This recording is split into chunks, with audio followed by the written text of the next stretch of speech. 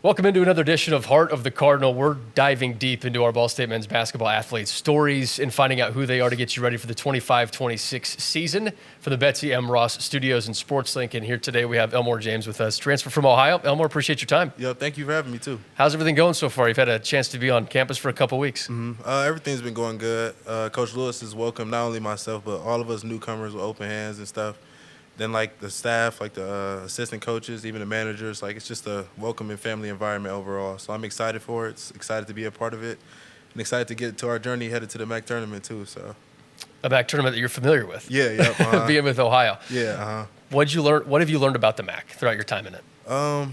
So being in the MAC the last 3 years, obviously I'm more familiar with it and stuff, but it's really a team-oriented conference. Like, if you expect to go far, a lot of different guys are going to have to contribute. The more together the team is always going to come out on top, as we all know. And also, it's a really fun conference, too. When it's time for the MAC tournament, that's the best time of the year. The championship's the day of my birthday every year, too. So, like, that's the amazing part about it, too. That's another thing I like about it. And I feel like we got more than what it takes to, get to that goal this year too. So I love it. So you've been in this. You know what the MAC is like. You know what Ball State coach teams are like. Right. When you're playing against Ball State, you see Coach Lewis and the rest of the staff. What made you want to come to Ball State? The biggest thing that stuck out to me about Coach Lewis was just how upfront and honest he is about everything.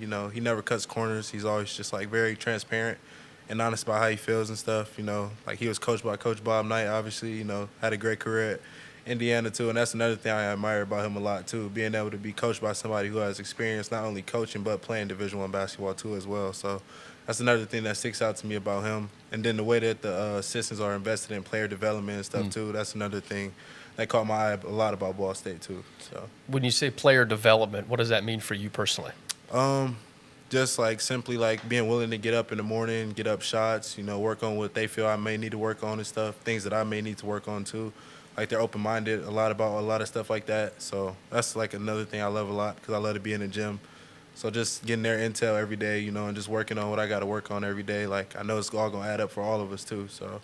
And Elmore, it sounds like you've been really open-minded to things as well. You say they're open-minded. You're open-minded. How has that helped with you working with the new staff, help make sure that everybody's on the same page, 4 weeks into camp? Right. I think the more willing you are just to, just sit back and learn, not come in I got to do this, I got to do that and stuff, just being willing to just adapt to a new culture, adapt to a new staff, new teammates and stuff like that. I feel like that makes the process of coming to a new school a lot easier too. And then just also it plays hand-in-hand with just being coachable and stuff too, just being able to be told this and that. Every day is not going to be your day. Every day your body's not going to feel the best after workouts and stuff like that. But just come in with consistent energy every day. That leads to a good team. That's good energy that team's going to need to win. For you, what did you learn most about yourself when you were at Ohio?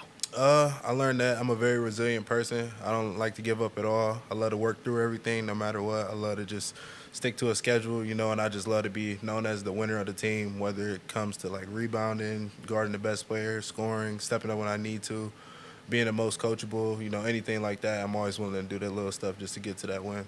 How about from a basketball standpoint? What did you learn about your game? From a basketball standpoint, I learned that every year there's things that I like to grow on, a lot of things I like to work on in the summer too, and I feel like every year I've gotten better at least one more thing. I've perfected one more thing a little better every year. It's just different things that I feel add up and just have blessed me to be the player that I am now and blessed me to come up with an opportunity coming to Ball State now.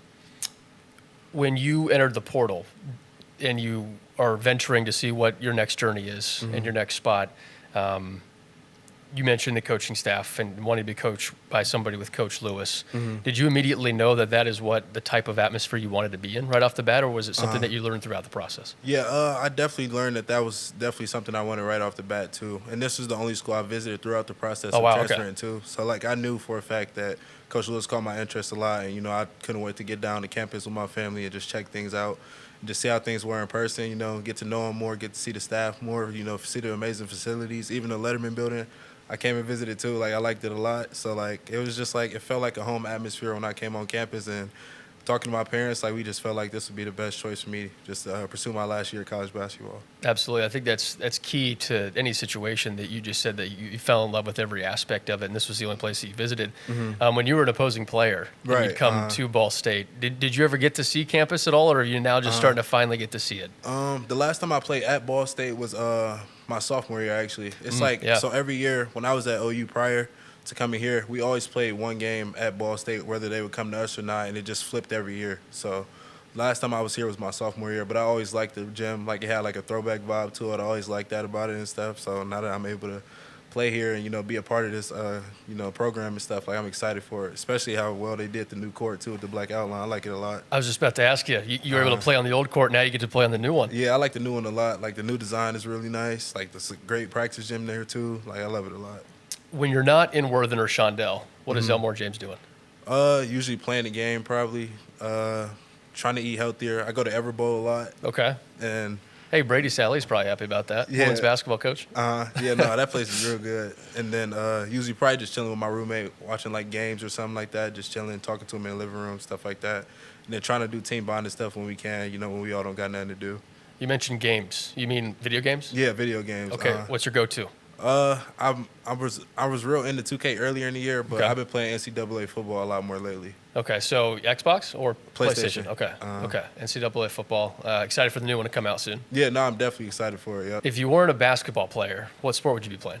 Definitely football. I played football for a little bit growing up. I played running back. Okay, But, okay. My mom wasn't the biggest fan of me playing football and stuff, just because of how like physical it was and stuff like that. But my dad, he loved me playing football, and I had a lot of fun playing football too. But luckily, it all worked out with basketball now, so that's the good part about everything. I would say everything's gone according to plan. It sounds like that. Yeah, no, in it that definitely case. has. Yep. You mentioned family.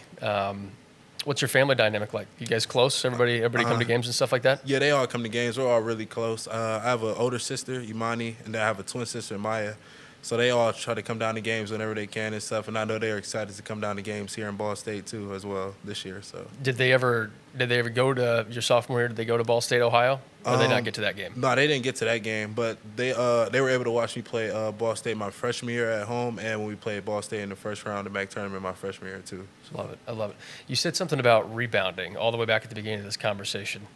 Is that just like an instinct for you that you want to be somebody who goes after the ball like that, or is it something that you've learned? It's definitely something that I've learned to take a lot more value in. Like, ever since I got to college, I learned that there's a lot of more stuff that like entails to winning a game of basketball and stuff. And it's like a lot of more detailed things and like a lot of more little things that add up to winning and stuff like that. So I've always been the one to try to just take pride in that type of stuff too, because freshman year it wasn't like scoring and stuff that got me on the floor. It was doing things like defense and like doing the little things, just doing stuff like that just would stand out to a coach, So like I always just try to keep that type of stuff in the back of my mind. And, now that I'm a senior and know how things are and stuff, what it's gonna take to win a game of basketball too. So I just try to keep all that stuff in the back of my mind. Up to this point, Elmore, how would you summarize what your basketball career and experience has been like? I would say it's been a lot of ups and downs, but I don't think without the downs, I don't think I would be where I am today. So I'm grateful for the positive and the negatives. And also, I just feel like the more you just stick with it, no matter what, even on the days, especially when you don't feel like it, I feel like those are the days you get best at. And I feel like those are the days that benefited me the most throughout my college career. Let's talk ups and downs. We'll start with downs and then get to ups. When you mentioned some of those lower points, what were those? Freshman year, I didn't play much at OU, but around like halfway through the season, I had a game where I broke out against Toledo and finally started playing more after that and started starting a lot more. After that, and from that point, I really played a lot more and stuff, and like I got to see things change around. But it was just like there was a lot of times where I would question like if I was good enough and stuff, and then I just started staying more motivated and just kept working no matter what. And like I said before, even on days where I didn't feel like it and stuff, and just all that stuff just like ended up benefiting me in the long run. Just staying close to God, staying close to my family and stuff, knowing that they got my back and stuff, and just being able to just believe in my work and trust it, and just showcase it, and it finally all came through for me. Before we get to the ups, you mentioned the word motivation. What motivates you the most? Definitely all the sacrifices my family made for me to get to this point. My high school coach, Chet Mason, he also made a lot of sacrifices for me too.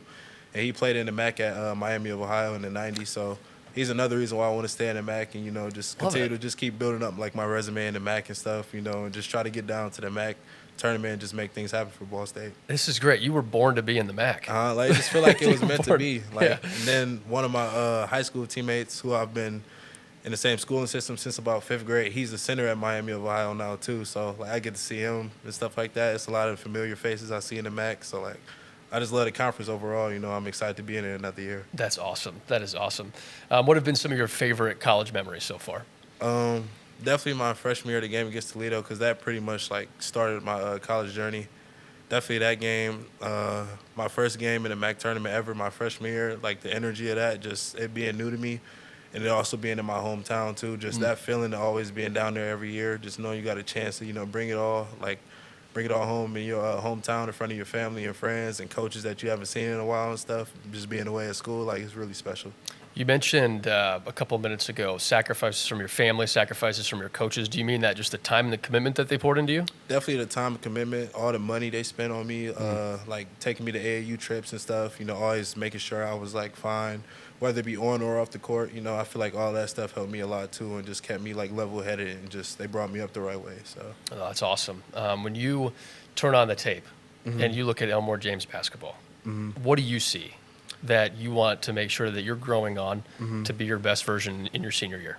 I think you just see a resilient basketball player that's willing to do it on both ends. I like to be very positive too. I like to be known as the most positive one on the team. When things going wrong, I want people to be able to look at me like he's going to get it together. He's going to rally everybody together, keep everybody on the same page and stuff like that too. Not just on the court, but just on and off the court too, just like doing everything I can, being good in the community, just doing all the stuff that would entail just to a winning culture.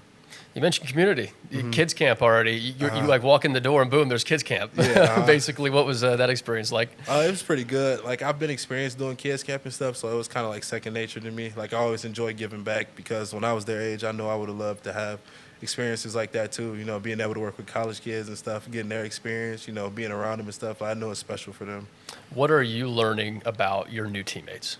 I'm learning that even though we all came from different areas and stuff, like we're all gelling pretty well together, like we always laugh in the locker room and stuff. We all compete a lot too together, and like we all like hang out with each other and stuff, spend time when we can. And I feel like we're all getting more and more comfortable with each other, even though it's week 4. Like I feel like it's built up every week more and more slowly, and I feel like that's a really good sign early in the summer like this now. But time's rolling now. Like this summer's been flying, so It has been. Only a couple more weeks left to go until you get to the academic year, because there's that window of time off right before the school year starts. For you now, between this point and the end of summer, there's only a couple weeks left. But what do you want this team to make sure that they're ready for, or work on to be ready for when the fall comes? Just like say it's like later in the week and we've been doing workouts, we've been like conditioning, we've been like lifting and stuff, practicing hard and all that. Just like when it's tougher to like, when you're like sore and stuff, just being able to fight through that fatigue, just being able to stay together because like, say like come around season time when say we're playing like somebody like maybe Akron or something like that, and like we're down during the media timeout, like not turning on each other because we prepared in the summer the right way. We've been able to fight through adversity, this summer, like with workouts and stuff, coming into a new environment with a lot of newcomers and stuff, just being able to stay together. I feel like that's going to work hand in hand for us for just to be able to just win a lot of games, even when we got our backs against the wall and stuff, just being able to stay together. Like it's going to help us a lot. You were here your sophomore year. You had a chance to play in Worthen. What'd you notice most about Ball State fans? I noticed that they were really supportive of Ball State.